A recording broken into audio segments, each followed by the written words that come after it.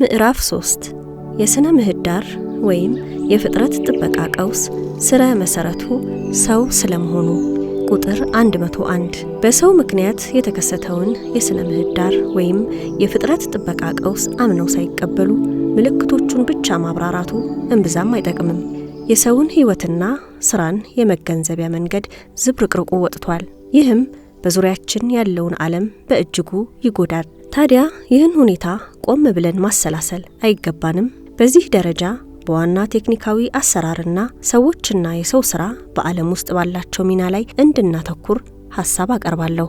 ቁጥር 1 ቴክኖሎጂ፣ ፈጠራና ኃይል። የሰው ዘር ወደ አዲስ ዘመን ተሸጋግሯል። ቴክኒካዊ ችሎታችን ወደ መስቀለኛ መንገድ አድርሶናል። በሁለት ምዕተ ዓመታት ውስጥ ከተከሰቱ የእንፋሎት ሞተሮችን፣ የምድር ባቡሮችን፣ ቴሌግራፍን፣ ኤሌክትሪክን፣ አውቶሞቢሎችን፣ አውሮፕላኖችን፣ የኬሚካል ኢንዱስትሪዎችን፣ ዘመናዊ መድኃኒትን፣ የመረጃ ቴክኖሎጂንና በቅርቡ ደግሞ የዲጂታል አብዮትን፣ ሮቦቲክሶችን፣ ባዮቴክኖሎጂዎችንና ናኔ ቴክኖሎጂዎችን ከመሳሰሉ ትላልቅ ለውጦች ተጠቃሚ ሆነናል። በእነዚህ የቴክኖሎጂ ግኝቶች መደሰታችንና በቀጣይነት በሚያስገኙልን ሰፊ እድሎች መደነቃችን ተገቢ ነው። ምክንያቱም ሳይንስና ቴክኖሎጂ ከእግዚአብሔር የተሰጡ የሰው ፈጠራ ድንቅ ውጤቶች ናቸውና። ተፈጥሮን ለተጠቃሚ ዓላማ ማመቻቸት የሰውን ቤተሰብ ከመጀመሪያው አንስቶ ክብርን አጎናጽፎታል። ቴክኖሎጂ ራሱ ቀስ በቀስ ቁሳዊ ድክመቶችን እንዲያሸንፍ የሚገፋፋ የሰውን ውስጣዊ ውጥረት ይገልጻል። ቴክኖሎጂ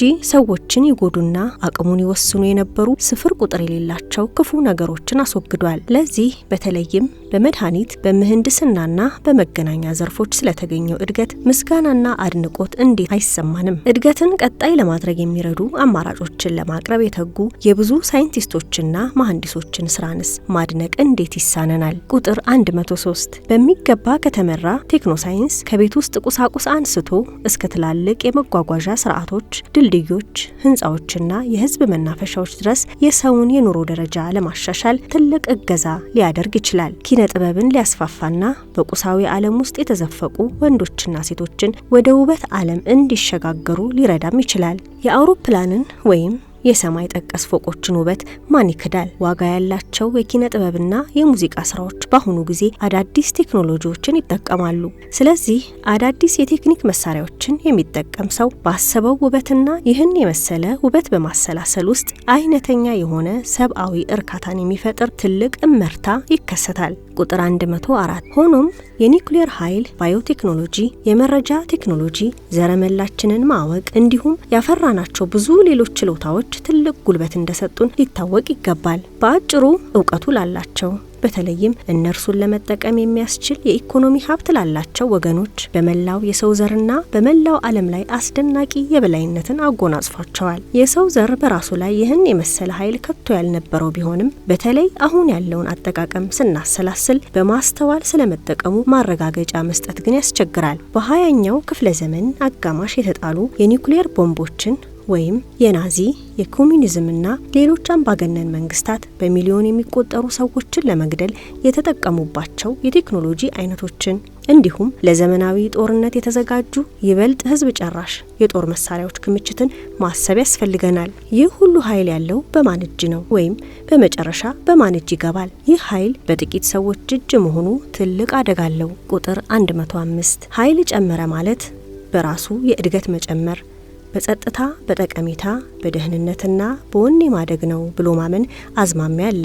እንደዚሁም እውነታ፣ ደግነትና እውነት ከቴክኖሎጂና ከኢኮኖሚ ኃይል የሚመነጭ ይመስል አዳዲስ እሴቶች በብዙ ባህሎች ውስጥ የሚዋሃዱበት አዝማሚያም ተከስቷል። እውነቱ ግን የዘመኑ ሰው ኃይልን በአግባቡ የመጠቀም እውቀት የለውም። ምክንያቱም ሰፊ የቴክኖሎጂ እድገታችን በሰብአዊ ኃላፊነት በእሴቶችና በህሊና መዳበር አልታጀቡምና እያንዳንዱ ዘመን ስለ ራሱ ድክመት ያለው ግንዛቤ አናሳ ነው። አሁን ከፊታችን የተደቀኑ ተግዳሮቶችን አሳሳቢነት በሚገባ ላንገነዘባቸው እንችላለን። አደጋው በየቀኑ እየጨመረ በመሆኑ ሰው ኃይሉን እንደፈለገው አይጠቀምም። በመሆኑም በነጻነት ውስጥ ያለውን የመምረጥ ኃላፊነት በተመለከተ ኃይል ከቶውንም ግምት ውስጥ አይገባም። ምክንያቱም የሚወሰዱት መመዘኛዎች ከአስፈላጊነት፣ ከጠቀሜታ ወይም ከደህንነት ጋር ብቻ የተያያዙ ናቸውና። ይሁን እንጂ ሰዎች ሙሉ በሙሉ ራሳቸውን የቻሉ አይደሉም። ነፃነታችን ባለማስተዋል ለሚሰሩ፣ ጊዜያዊ ፍላጎትን ለሚያረኩ፣ የራስን ብቻ ጥቅም ለሚሹና ሁከትን ለሚጋብዙ ጭፍን ኃይሎች አልፎ ሲሰጥ ይደበዝዛል። በዚህ ረገድ በየጊዜው እያደገ በሚሄድ ኃይል ፊት እርቃናችንን እንቀራለን፣ እንጋለጣለን። እንዴት እንደምንቆጣጠረውም ማወቅ ይሳነናል። አንዳንድ ጥራዝ ነጠቅ የአሰራር ዘዴዎች ቢኖሩንም ገደብ ለማበጀትና በግልጽ አእምሮ ራስን መቆጣጠርን ለማስተማር የሚረዳ ተስማሚ ግብረገብ ባህልና እውነተኛ መንፈሳዊነት አለን ማለት አንችልም። የቴክኖክራሲያዊ አሰራር ዓለም አቀፋዊ ምሳሌ ቁጥር 106 መሰረታዊው ችግር ከዚህም የጠለቀ ነው። ይኸውም የሰው ልጅ ቴክኖሎጂንና እድገቱን ልዩነት እንደሌለውና አንድ ገጽታ ብቻ እንዳለው የአሰራር ስርዓት አድርጎ መቀበሉ ነው።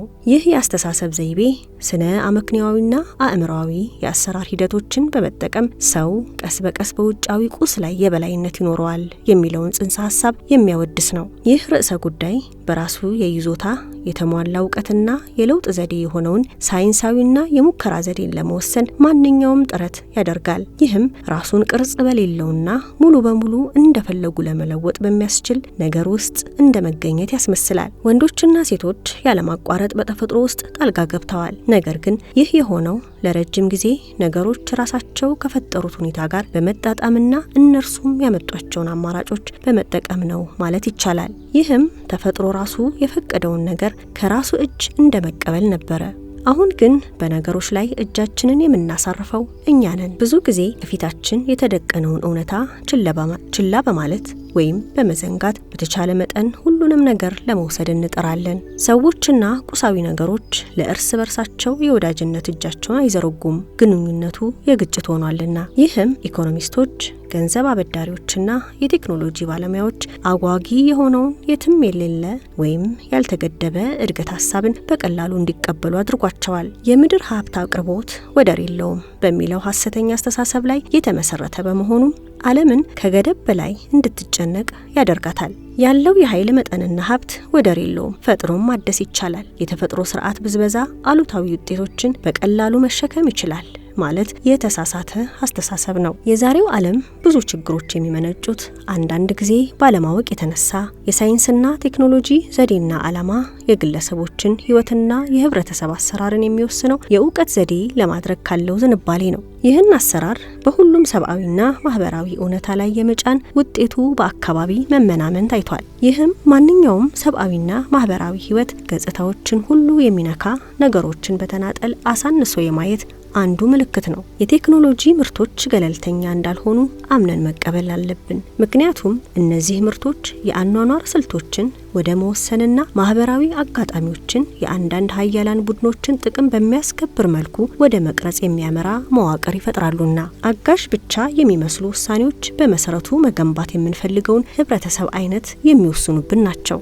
ቁጥር 108 ዛሬ የተለየ ባህላዊ የአሰራር ዘዴን የማዳበርና ቴክኖሎጂን እንደ መሳሪያ ብቻ የመጠቀም ሀሳብ የማይታሰብ ሆኗል። የቴክኖሎጂ አስተሳሰብ እጅግ የገነነ ከመሆኑ የተነሳ ያለ እርሱ ሀብት መንቀሳቀስ ከባድ ሆኗል። እንዲያውም በውስጣዊ ምክንያታዊነታቸው ሳይሸነፉ እነዚህን ሀብቶች መጠቀም ይበልጥ ይከብዳል። ከቴክኖሎጂ ከወጪዎቹና ሁላችንንም ሉላዊና ተመሳሳይ ለማድረግ ካለው ኃይል በከፊል ነፃ የሆኑ የአኗኗር ግቦችን እንኳን መምረጥ ጸረ ባህል ሆኖብናል። ቴክኖሎጂ ሁሉንም ነገር ወደ ብረት ለበስ ስነ አመክንዮ ለመሳብ ይከጅላል። በቴክኖሎጂ የተከበቡትም የኋላ ኋላ ለትርፍም ሆነ ለሰው ዘር ደህንነት ሳይል ወደፊት እየተጓዘ እንደሆነ በሚገባ ያውቃሉ። ጠንከር ባለ አነጋገር ዋናው ዓላማው ኃይል ሁሉንም መግዛት ነው። ስለዚህ ሰው የተፈጥሮንና የሰውን ባህሪ የሁለቱንም ባዶ መሰረታዊ ነገሮች ይዟል። የመወሰን ችሎታችን እውነተኛ ነፃነትና ለእያንዳንዱ ሰው አማራጭ ፈጠራ ያለው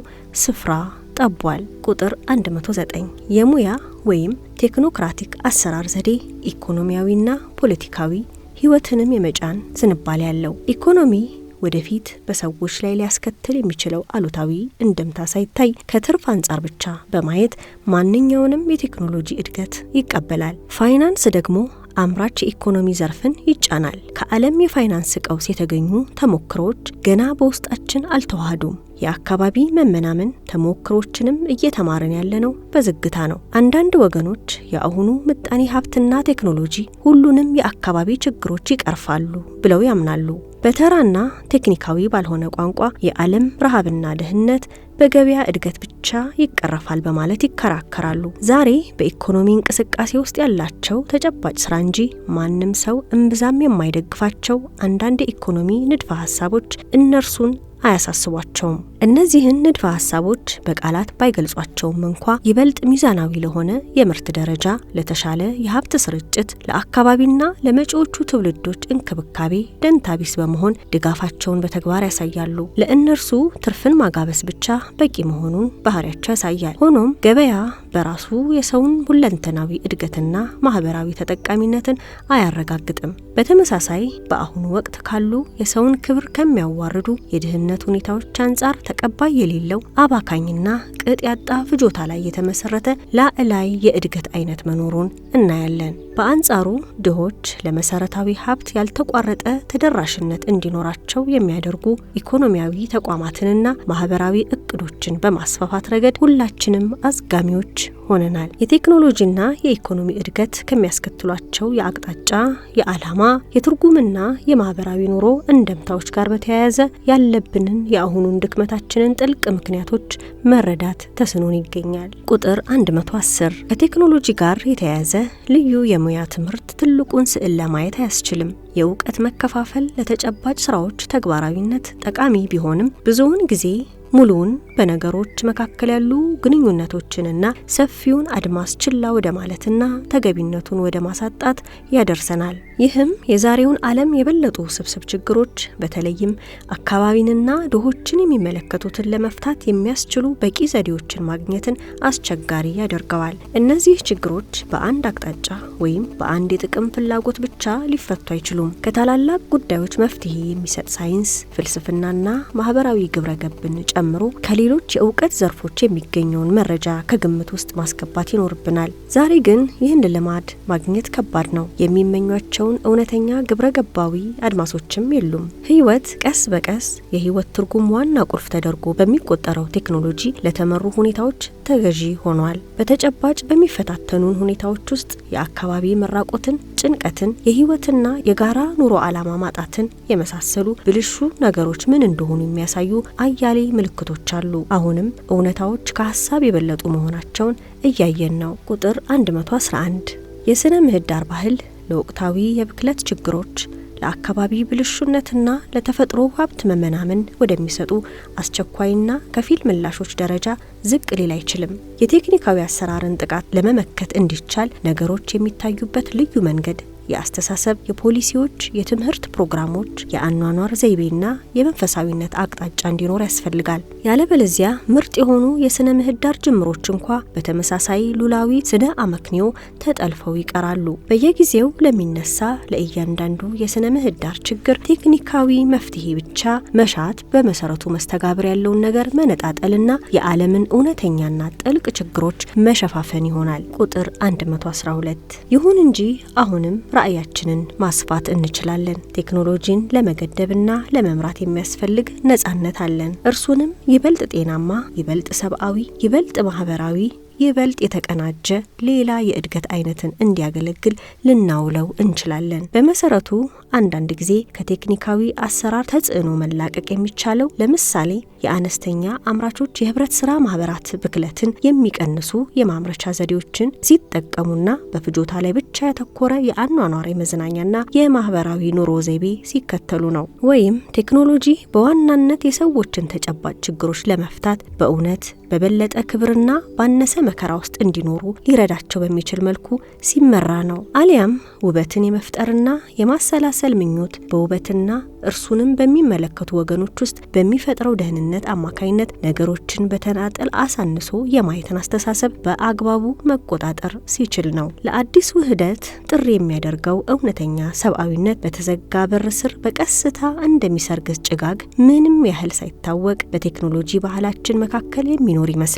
ምንም ቢሆን በብሩ በብርቱ ተጋድሎ እየመጣ ላለው እውነተኛ መነሳሳት ዘለቄታ ይኖረው ይሆን? ቁጥር 113 ከዚህ ሌላ ሰዎች መጪው ጊዜ ከእንግዲህ አስደሳች ይሆናል ብለው የሚያምኑ አይመስሉም። ዓለምና ቴክኒካዊ ችሎታችን አሁን ካሉበት ሁኔታ በመነሳት ነገ የተሻለ ይሆናል የሚል ጭፍን እምነት የላቸውም። የሳይንስና ቴክኖሎጂ እድገት ከሰው ልጅና ከታሪክ እድገት ጋር ሊስተካከል እንደማይችል ያላቸው ግንዛቤ ጨምሯል። የተሻለ መጪ ጊዜ የሚመጣበት መንገድ ሌላ ነው የሚል ስሜት እያደገም መጥቷል። ይህ ሲባል ግን ቴክኖሎጂ የሚሰጠንን እድሎች መካድ አይደለም። የሰው ዘር ከመሰረቱ ተቀይሯል። የማያቋርጡ አዳዲስ ነገሮች ክምችት ሁላችንንም ወደ አንድ አቅጣጫ የሚጎትተንን ጥራዝ ነጠቅነት ያወድሳል። የሰው ዘር ከመሰረቱ ተቀይሯል። የማያቋርጡ አዳዲስ ነገሮች ክምችት ሁላችንንም ወደ አንድ አቅጣጫ ወደሚጎትተን ጥራዝ ነጠቅነት ያወድሳል። በመሆኑም ሰከን ብሎ ማሰብና ጥልቅ ህይወትን መልሶ ማግኘት ከባድ ይሆናል። የምህንድስና ጥበብ የአንድን ዘመን አስተሳሰብ የሚያንጸባርቅ ከሆነ ትላልቅ መዋቅሮቻችንና ማራኪነት የሌላቸው ፎቅ ቤቶቻችን ያለማቋረጥ የሚፈሰው የአዳዲስ ምርቶች ጎርፍና አሰልቺ ድግግሞሽ አብረው የሚኖሩበትን የሉላዊ ቴክኖሎጂን አስተሳሰብ ያንጸባርቃሉ። ይህን የመሰለውን ነገር እምቢ እንበል። የሁሉንም ነገር ዓላማና ትርጉም ምንድነው ብለን እንጠይቅ። ያለበለዚያ አሁን ያለውን ነገር በቀላሉ ህጋዊ እናደርጋለን። ባዶነትን እንድንታገስ የሚያደርጉንን አዲስ የማምለጫ መንገዶችን እንሻለን። ቁጥር 114 ይህ ሁሉ የሚያሳየው ብርቱ የባህል አብዮት በማካሄድ በአስቸኳይ ወደፊት መጓዝ እንደሚያስፈልገን ነው። ሳይንስና ቴክኖሎጂ ገለልተኛ አይደሉም። ከመጀመሪያ እስከ መጨረሻ ባለው ሂደት የተለያዩ ሐሳቦችና እድሎች ይኖራሉ። የተለያየ ቅርጽም ሊይዙ ይችላሉ። ወደ ጥንቱ የድንጋይ ዘመን እንመለስ የሚል ማንም የለም። ነገር ግን እስካሁን የተገኘውን አዎንታዊና ቀጣይ እድገት የራስ ለማድረግ ብቻ ሳይሆን ገደብ በሌላቸው ከንቱ የታላቅነት ስሜቶች ተጠርገው የተወሰዱ እሴቶችንና ታላላቅ ግቦችን መልሶ ለማግኘት ረጋ ብለን እውነታን በተለያየ አቅጣጫ ማየት ያስፈልገናል። ዘመናዊ ሰው ተኮር አመለካከት ያመጣው ቀውስና ውጤቶቹ። ቁጥር 115 የቴክኖሎጂ አስተሳሰብ ተፈጥሮን የሚያየው እንደ ስሜት አልባ ስርዓት፣ እንደ በራድ መረጃዎች፣ እንደ ተሰጠ ነገር ብቻ፣ እንደ መጠቀሚያ ዕቃ ተቀጥቅጦ ወደ ጠቃሚ ቅርጽ እንደሚቀየር ግብአት ብቻ ነው። ትዕይንተ ዓለምን ቁሶች በግዴለሽነት እንደሚወረወሩበት ባዶ ቦታ ብቻ አድርጎ ያየዋል። ስለዚህ የዓለም ውስጣዊ ክብር ተደፍሯል። ሰዎች በዚህ ዓለም ላይ እውነተኛ ቦታቸውን ማግኘት ከተሳናቸው የራሳቸውን ማንነት በሚገባ ስለማይረዱ ራሳቸውን የሚቃረን ተግባር ይፈጽማሉ። እግዚአብሔር ሰው በመጀመሪያ የተሰጠውን በጎ ዓላማ ባከበረ መልኩ ምድርን እንዲጠቀምባት ሰጠው። ሰው ደግሞ ለሰው የተሰጠ ስጦታ ነው። ስለዚህ ሰው የተሰጠውን ተፈጥሯዊና ግብረ ገባዊ መዋቅር ማክበር ይገባዋል። ቁጥር 116 ዘመናዊነት ዛሬ በሌላ ሽፋን የጋራ ግንዛቤና ማህበራዊ ትስስርን ለማጠናከር የሚደረገውንም ማናቸውንም ጥረት ማደናቀፉን በቀጠለው ቅጥባጣ ሰብአዊ አስተሳሰብ ይታወቃል። ስለዚህ ለእውነታና እርሱም ለሚያስቀምጠው ገደብ እንደገና ትኩረት የሚሰጥበት ጊዜ ደርሷል። ይህም በበኩሉ ይበልጥ ጤናማና ፍሬያማ ለሆነ የግለሰብና የህብረተሰብ እድገት ቅድመ ሁኔታ ነው። ስለ ክርስቲያናዊ ሰብአዊ አስተሳሰብ በቂ ግንዛቤ አለመኖር በሰዎችና በዓለም መካከል ላለው የተሳሳተ ግንኙነት መነሻ ሆኗል። ብዙ ጊዜ ከሰው ወደ ሰው የሚተላለፈው ተፈጥሮን መንከባከብ ደካሞች ብቻ የሚያራምዱት አስተሳሰብ ነው የሚል ግምት ያሰጠው በዓለም ላይ የሰዎችን የበላይነት የሚያጎላው ይኸው ራዕይ ነው። ይልቁንም በፍጥረት ዓለም ላይ ያለንን የበላይነት ኃላፊነት ከሚሰማው መጋቢነት አኳያ በትክክል መረዳት ያስፈልጋል። ቁጥር 117 በተፈጥሮ ላይ የደረሰውን ጉዳትና ውሳኔዎቻችንን በአካባቢ ላይ የሚያሳድሩትን ተጽዕኖ መቆጣጠር ችላ ማለት በራሱ በተፈጥሮ መዋቅሮች ውስጥ ያለው መልእክት ላለመከበሩ አንዱ ጉልህ ምልክት ነው። ከብዙ ምሳሌዎች መካከል ጥቂቶቹን ብንጠቅስ የእውነታ አንድ አካል የሆነውን የአንድን ደሃ ሰው፣ የአንድን ሰብአዊ ሽል፣ የአንድን አካል ጉዳተኛ ሰው ዋጋ ካላወቅን የራሱን የተፈጥሮን ጩኸት መስማት ይከብደናል። ምክንያቱም ሁሉም ነገር እርስ በርስ የተቆራኘ ነውና። ሰው ከእውነታ ነፃ ከወጣና በፍጹም የበላይነት የሚንቀሳቀስ ከሆነ የህይወታችን ዋና መሰረት መናጋት ይጀምራል። ምክንያቱም ሰው በፍጥረት ስራ ከእግዚአብሔር ጋር የተባባሪነት ሚናውን በመወጣት ፋንታ ራሱን በእግዚአብሔር ቦታ ስለሚያስቀምጥ ከተፈጥሮ በኩል አመጽ እንዲቀሰቀስ ያደርጋል። ቁጥር 118 ይህ ሁኔታ አንድን የሰለጠነ ባለሙያ አስተዳደር ትናንሽ ፍጥረታት ከሌሎች ትላልቅ ፍጥረታት ጋር ያላቸውን እውነተኛ ዋጋ ወደማያውቅበት ቀጣይ የሆነ ዝንጋታ ዳርጎታል። ይሁን እንጂ የሰውን ዘር ችላ ማለት አይቻልም። የራሱ የሰው ዘር ተሐድሶ ሳይኖር ከተፈጥሮ ጋር ያለንን ግንኙነት ሊታደስ አይችልም። በቂ የስነ ሰው ዘር ጥናት ሳይኖር ስነ ምህዳር ሊኖር አይችልም። አንድ ሰው በሌሎች መካከል እንደ አንዱ ፍጡር የእድል ወይም የአካላዊ እጣፋንታ ውጤት ብቻ ተደርጎ የሚታሰብ ከሆነ አጠቃላይ የኃላፊነት ስሜታችን እየደከመ ይሄዳል። አቅጣጫውን የሳተ በሰው ዘር የበላይነት ላይ የተመሰረተ አስተሳሰብ የግዴታ ወደ ስነ ህይወታዊ የበላይነት ላይ ደርስ ይችላል። ነገሩ እንዲያ ከሆነ የአሁኑን ችግሮች የማይፈታና አዳዲስ ችግሮችን የሚፈጥር ሌላ ኢሚዛናዊነትን ሊያስከትልብን ይችላል። ሰዎች ልዩ የእውቀት፣ የፈቃድ፣ የነጻነትና የኃላፊነት ችሎታቸው ካልታወቀላቸውና ዋጋ ካልተሰጣቸው በስተቀር ስለ ዓለም ኃላፊነት እንዲሰማቸው አይጠበቅም። ቁጥር 119 በተሳሳተ የሰው ዘር የበላይነት ላይ የሚሰነዘረው ነቀፌታ በሰዎች መካከል ያሉ ግንኙነቶችን ጠቀሜታ ዝቅ አድርጎ መገመት የለበትም። አሁን ያለው የስነ ምህዳር ቀውስ የዘመኑ የግብረ ገባዊ ባህላዊና መንፈሳዊ ቀውስ አንዱና ትንሹ ምልክት ከሆነ የሰብአዊ መሰረታዊ ግንኙነቶችን ሁሉ ሳናስታርቅ ከተፈጥሮና ከአካባቢ ጋር ያለንን ግንኙነት እናስታርቃለን ብለን ማሰብ አንችልም። ክርስቲያናዊ አስተሳሰብ ሰዎች ከሌሎች ፍጥረታት ሁሉ የተለየ ክብር እንዳላቸው ያስገነዝባል። ስለሆነም ለእያንዳንዱ ሰው ክብርና ሌሎችንም ማክበርን ያሰርጻል። ለሌሎች የማወቅ የማፍቀርና የመወያየት ችሎታ ላለው ለእያንዳንዱ ሰው ክፍት መሆናችንን የክቡር ሰብአዊነታችን መሰረት ነው። ከዓለም ፍጥረት ጋር ያለን ትክክለኛ ግንኙነት ይህንን ለሌሎች ክፍት የመሆንን ማህበራዊ ገጽታ እንደዚሁም ለአንድያ አምላክ ክፍት የመሆናችንን የላቀ ገጽታ እንዳናዳክም ያስገድደናል። ከአካባቢ ጋር ያለን ግንኙነት ከሌሎች ሰዎችና ከእግዚአብሔርም ጋር ካለን ግንኙነት ከቶም ሊነጠል አይችልም። ያለበለዚያ በስነ ምህዳር ካባ የተሸፋፈነ ከመሆን ባለንበት አፍኖ ከሚያስቀረን የግላዊነት ስሜት የዘለለ አይሆንም። ቁጥር 120 ሁሉም ነገር መስተጋብር ያለው ስለሆነ ስለ ተፈጥሮ መጨነቅ ለውርጃ ከሚሰጠው ምክንያት ጋር አይጣጣምም።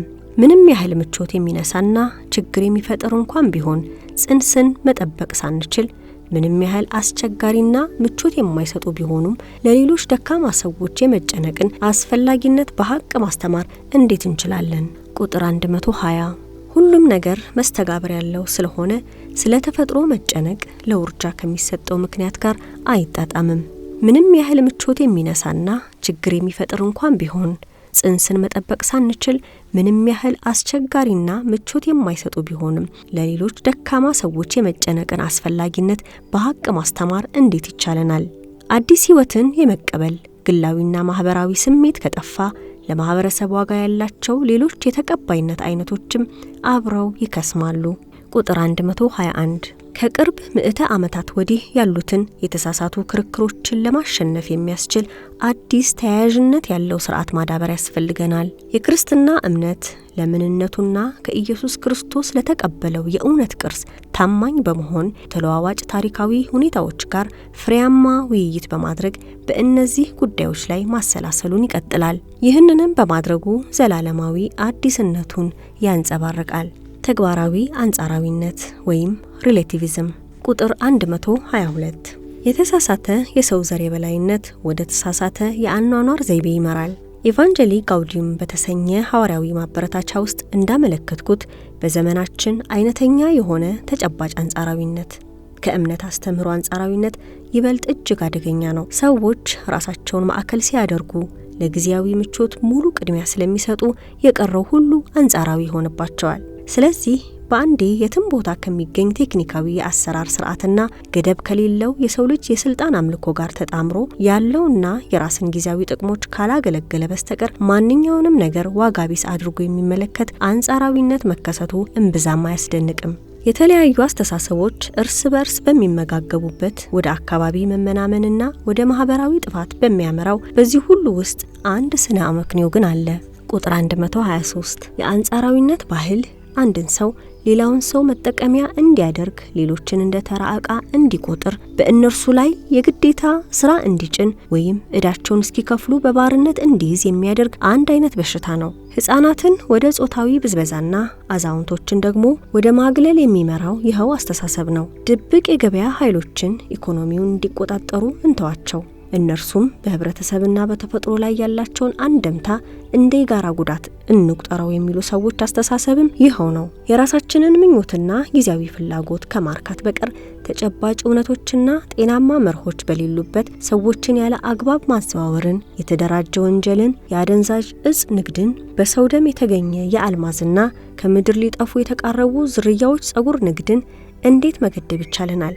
የድሆችን የሰውነት አካላት መግዛትንና መልሶ መሸጥን ወይም ለቤተ ሙከራ መጠቀምን ወይም ወላጆች ያልፈለጓቸውን ሕፃናት ማስወገድን የሚደግፈው ይኸው አንጻራዊ ስናመክንዮ አይደለምን? ይኸው ተጠቅሞ ይመጣል ስናመክንዮ በእርግጥ ከሚያስፈልገው በላይ ከመጠቀም ቅጥ ያጣ ምኞት የተነሳ ብዙ ቆሻሻን ይፈጥራል። አካባቢን የሚጎዱ እርምጃዎችን ለመከላከል የፖለቲካ ጥረት ማድረግ ወይም ሕግን ማስፈጸም በቂ ነው ብለን ማሰብ የለብንም። ምክንያቱም ባህል ራሱ በተበላሸበትና ተጨባጭ እውነትና ሁሉን አቀፍ ዋጋ ያላቸው መርሆች በማይከበሩበት ሁኔታ ሕጎች በዘፈቀደ እንደተጣሉ ወይም መወገድ እንዳለባቸው መሰናክሎች ብቻ ሊቆጠሩ ይችላሉና። ስራን የመጠበቅ አስፈላጊነት ቁጥር 124 ቅዱስ ዮሐንስ ጳውሎስ ዳግማዊ ላቦሬም ኤክሰርቸንስ በተሰኘው ሐዋርያዊ መልእክታቸው በሚገባ እንዳመለከቱት ሰዎችን ስለሚያካትተው የተቀናጀ ስነ ምህዳር ያለው አስተሳሰብ የስራን ዋጋ ከግምት ውስጥ ማስገባት ይኖርበታል። መጽሐፍ ቅዱስ ስለ ፍጥረት በሚዘክረው ታሪክ መሰረት እግዚአብሔር እንዲንከባከቡት ወይም እንዲጠብቁት ብቻ ሳይሆን እንዲያለሙት ወይም ደግሞ እንዲያርሱት ወንድና ሴትን እርሱ በፈጠረው የአትክልት ስፍራ አስቀመጣቸው። ስለዚህ ሰራተኞችና ጥበበኞች የአገርን ፈቃድ ያጸናሉ። መጽሐፍ ሲራክ ምዕራፍ 38 ቁጥር 34 የተፈጠረውን ዓለም በማስተዋል ማልማት እርሱን የመንከባከቢያ ከሁሉ የተሻለ መንገድ ነው። ይህም ማለት እኛ ራሳችን እግዚአብሔር ራሱ በነገሮች ውስጥ የጻፈውን እምቅ ኃይል ለማውጣት የምንችል የእርሱ መሳሪያዎች እንሆናለን። እግዚአብሔር መድኃኒትን ከምድር ፈጠረ፣ ጠቢብ ሰውም ይህን አይንቀውም። መጽሐፈ ሲራክ ምዕራፍ 38 ቁጥር 4 ቁጥር 125 በሰዎችና በዙሪያችን ባለው ዓለም መካከል ያለውን ተገቢ ግንኙነት ብናሰላስል የሥራን ትርጉም በትክክል መረዳት እንችላለን። በሰዎችና በነገሮች መካከል ስላለው ግንኙነት በምናወሳበት ወቅት የሚነሳው ጥያቄ የሰውን ሥራ ትርጉምና ዓላማ የሚመለከት ይሆናል። ይህም የጉልበት ወይም የግብርና ሥራን ብቻ ሳይሆን አንድን ማህበራዊ ሪፖርት ከማዘጋጀት አንስቶ የቴክኖሎጂ ልማትን እስከ መቀየስ ድረስ ያለውንና የአሁኑን እውነታ ማሻሻልን የሚያካትተውን ማንኛውንም ተግባር የሚመለከት ነው። ከማንኛውም ስራ በስተጀርባ ከራሳችን ውጭ ባለው ነገርና ሊኖረን በሚችለውና ሊኖረን በሚገባው ነገር መካከል ያለውን ግንኙነት የሚያመላክት ጽንሰ ሐሳብ አለ። በቅዱስ ፍራንቺስኮስ ዘአሲሲ ውስጥ ከምናየው ስለ ፍጥረት ከነበረው አድናቆት ጎን ለጎን የክርስትና መንፈሳዊ ትውፊትም ለምሳሌ በብፁዕ ቻርልስ ዴፎኮና በተከታዮቹ ሕይወት ውስጥ እንደታየው ስለ ስራ የዳበረና ሚዛናዊ የሆነ እውቀትን አስፋፍቷል። ቁጥር 126 እንደዚሁም ታላቅ የብህትውና ትውፊትንም መመልከት እንችላለን። መጀመሪያ ከዓለም መሸሻ ከከተሞች ዝቅጠት ማምለጫ መንገድ ነበረ። መነኮሳት ምድረ በዳን የመረጡት የእግዚአብሔርን ሀልዎት ለማግኘት ከሁሉ የተሻለ መንገድ ነው ብለው ስላመኑ ነው። በኋላ የኖርቺያው ቅዱስ ቤኔዲክቶስ መነኮሳቱ ጸሎትንና መንፈሳዊ ንባብን ከጉልበት ስራ ጋር አጣምረው በማህበር እንዲኖሩ ምክረ ሐሳብ አቀረበ። የጉልበት ስራን መንፈሳዊ ትርጉም እንዳለው ነገር አድርጎ ማየቱ ትልቅ መሰረታዊ ለውጥ ሆነ። የግል እድገትና ቅድስናን በአስተንትኖና በስራ ውህደት ውስጥ መፈለግ መጣ። ይህን ስራን የመልመድ አካሄድ አካባቢን ይበልጥ እንድንጠብቅና እንድናከብር ያደርገናል። ከዓለም ጋር ያለንን ግንኙነት በጤናማ እርጋታም ይሞላዋል። ቁጥር 127 ሰው የኢኮኖሚና የማህበራዊ ህይወት ሁሉ ምንጭ ትኩረትና ዓላማ እንደሆነ እናምናለን። ይሁን እንጂ የሰው የማሰላሰልና የማክበር ችሎታ ከተቃወሰ የሥራ ትርጉም በቀላሉ የተሳሳተ ይሆናል። ወንዶችና ሴቶች ዕጣ ፈንታቸውን የማሻሻል የግብረ ገባቸውን እድገት ለማዳበርና መንፈሳዊ ተሰጧቸውን የማሳደግ ችሎታ እንዳላቸው ማስታወስ ይገባናል። ሥራ ፈጠራን የወደፊት ማቀድን፣ የተፈጥሮ ተሰጧችንን ማዳበርን፣ በእሴታችን መሰረት መኖርን፣ ከሌሎች ጋር መዛመድን፣ ለእግዚአብሔር ክብር መስጠትን የመሳሰሉ ብዙ የህይወት ገጽታዎች ለሚንጸባረቁበት ለዚህ አይነት ግላዊ እድገት መሰረት መሆን ይኖርበታል። ከዚህም የተነሳ በዛሬው የዓለም ህብረተሰብ እውነታ ውስጥ የነጋዴዎችን ቀልብ እምብዛም ባይስብም ከልብ ያልሆነ ኢኮኖሚያዊ ምክንያት ቢኖርም እንኳ ስራን ለሁሉም ሰው ተደራሽ ለማድረግ ዓላማ ቅድሚያ መስጠታችን መቀጠል ያስፈልገናል። ቁጥር 128 ስንፈጠር ለስራ ተጠርተናል። ዓላማውም የቴክኖሎጂ እድገት በሂደት ያለውን ስራ እንዲተካ መሆን የለበትም። ያለበለዚያ ለሰው ልጅ ጉዳት ይሆናል። ስራ አስፈላጊ የዚህ ዓለም ህይወት ትርጉም አካል፣ የእድገት የሰው እድገትና የግላዊ ስኬት መንገድ ነው። ድሆችን በገንዘብ መርዳት ሁልጊዜ ለአስቸኳይ ፍላጎት የሚደረግ ጊዜያዊ መፍትሄ መሆን አለበት። ሰፊው ዓላማ ምንጊዜም በስራ አማካይነት የተከበረ ህይወት እንዲኖሩ ማስቻል ሊሆን ግን ይገባል። ሆኖም እየታየ ያለው የኢኮኖሚ አቅጣጫ ሰራተኞችን በማባረርና እነርሱን በመሳሪያዎች በመተካት የማምረቻ ወጪን የሚቀንስ የቴክኖሎጂ እድገት የሚደግፍ ሆኗል። ስራ አጥነት ለማንኛውም ማህበራዊ ተቻችሎ መኖር አስፈላጊ የሆነውን ማህበራዊ ካፒታል ማለትም በመተማመን ላይ የተመሰረተ የግንኙነት መረብን፣ መደጋገፍንና ህግ ማክበርን ቀስ በቀስ በመሸርሸር በኢኮኖሚ ላይ አሉታዊ ተጽዕኖ ያሳድራል። በሌላ አነጋገር የሰው ወጪ ሁልጊዜ ኢኮኖሚያዊ ወጪን ያካትታል። የኢኮኖሚ መስተጓጎልንም ሁልጊዜ የሰው ወጪን ያስከትላል። ከፍ ያለ የአጭር ጊዜ የገንዘብ ትርፍን ለማግኘት ሲባል በሰዎች ላይ መዋዕለ ነዋይ አለማፍሰስ ለማህበረሰብ የማይበጅ የንግድ ስራ ነው። ቁጥር 129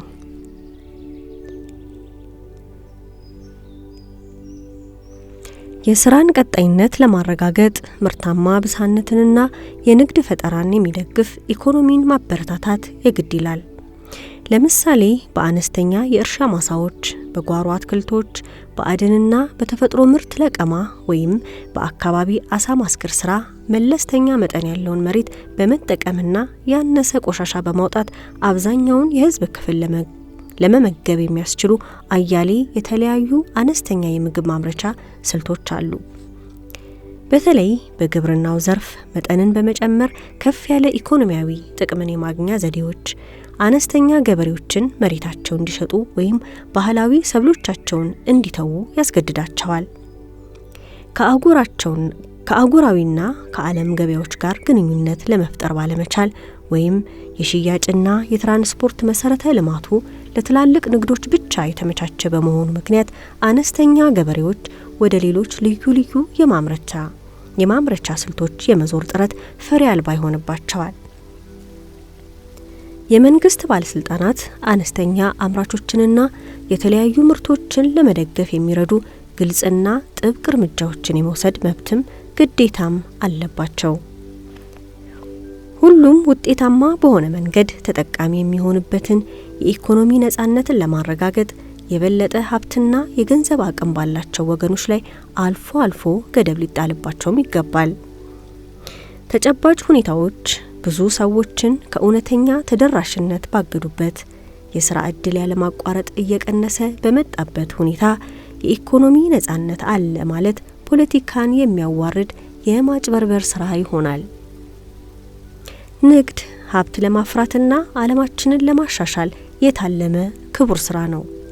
በተለይ ለጋራ ጥቅም ሲባል ስራ ፈጠራን ዋናው የስራ አካል አድርጎ የሚቆጠር ከሆነ የንግድ ስራ ንግዱ ለሚካሄድበት አካባቢ ፍሬያማ የብልጽግና ምንጭ ሊሆን ይችላል።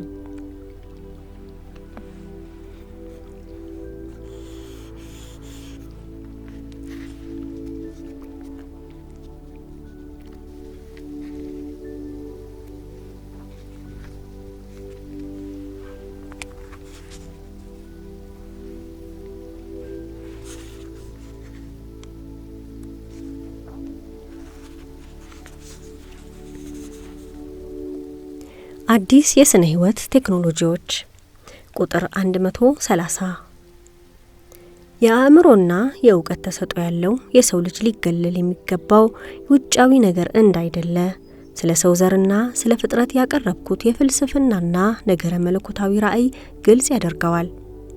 ለሰው ልጅ ህይወት አስፈላጊ እስከሆነ ድረስ በእጽዋትና በእንስሳት ሕይወት ውስጥ የሰው ጣልቃ መግባት የተፈቀደ ቢሆንም በእንስሳት ላይ የሚደረግ የቤተ ሙከራ ስራ ከግብረ ገብ አንጻር ተቀባይነት የሚኖረው በልኩና ለሰው ክብካቤ ወይም የሰውን ሕይወት ለማዳን አስተዋጽኦ የሚያደርግ ከሆነ ብቻ እንደሆነ የካቶሊክ ቤተክርስቲያን ትምህርተ ክርስቶስ ያስተምራል። ይኸው ትምህርተ ክርስቶስ በጥብቅ እንደሚያትተው የሰው ስልጣን ገደብ አለው። ስለሆነም እንስሳትን ያለ አግባብ እንዲሰቃዩ ወይም እንዲሞቱ ማድረግ የሰውን ክብር የሚቃረን ተግባር ነው። ይህን የመሰለ አጠቃቀምና ሙከራ ለፍጥረት አንድነት መንፈሳዊ ክብር መስጠትን ይጠይቃል። ቁጥር 131 እዚህ ላይ የሳይንስና ቴክኖሎጂ እድገት የሚያስገኘውን ጥቅም በእግዚአብሔር የፍጥረት ሥራ በኃላፊነት ስሜት ለመካፈል ያለውን የሰውን ልጅ ጥሪ ክቡርነት ማረጋገጫ ያደረጉትን ከዚሁ ጋር ይህን የመሰለ ጣልቃ ገብነት በሌሎች ቦታዎች ላይ ለሚያስከትላቸው ውጤቶች ትኩረት ሳይሰጡ በአንድ የሥነ ምህዳር አካባቢ ጣልቃ መግባት እንደማንችል ያመለከቱትን የቅዱስ ዮሐንስ ጳውሎስ ዳግማዊን ሚዛናዊ አቋም ለማስታወስ እወዳለሁ። እርሳቸውም ጥናተ እጽና የዚሁ ቴክኖሎጂ በግብርናና በኢንዱስትሪ ዘርፎች ላይ መዋልን በመሰሉ ሌሎች የምርምር ዘርፎች ከሚደገፈው ሞለኪውላር ባዮሎጂ ጥናትና ስራ ላይ መዋል ለሚገኙ ጥቅሞች ቤተክርስቲያን ዋጋ እንደምትሰጥ ግልጽ አድርገዋል። ነገር ግን ይህ ሁኔታ የጣልቃ ገብነቱን አሉታዊ ውጤቶች ችላ ወደሚል ጅምላ የጥናተ እጽ ጥበብ ማምራት እንደሌለበትም አመልክተዋል። የሰው የፈጠራ ችሎታ ሊታፈን አይችልም።